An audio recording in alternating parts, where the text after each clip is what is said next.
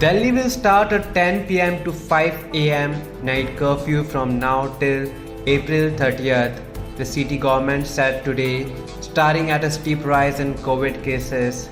This is the toughest order by the Delhi government since the start of a fresh surge in coronavirus infections in the capital last month. Chief Minister Arvind Kejriwal had on Friday said Delhi was going through the fourth wave of COVID-19, but a lockdown was not being considered yet. As per the current situation, we are not considering imposing a lockdown. We are closely monitoring the situation, and such a decision will only be taken after due public consultation, he had told reporters. On Monday, Delhi recorded 3,548 fresh cases and 15 deaths. During night curfew hours, traffic movement will not be stopped and those going for vaccinations will be allowed with an e-pass, officials said.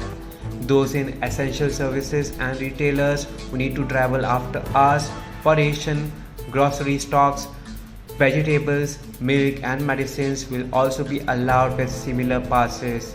So will journalists of the print and electronic media. Private doctors, nurses and other medical staffs will be allowed movement with ID cards. Exceptions will also be made for pregnant women and those needing treatment. The night curfew was being enforced to check the movement of people, not essential services, the Delhi government said in its order. States like Maharashtra and Rajasthan have also launched night curfew to restrict movement in the middle of a spike in COVID cases across the country. On Monday, the number of cases in 24 hours crossed 1 lakh for the first time in India.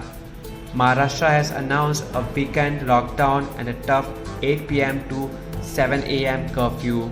Rajasthan night curfew is from 8 pm to 6 am.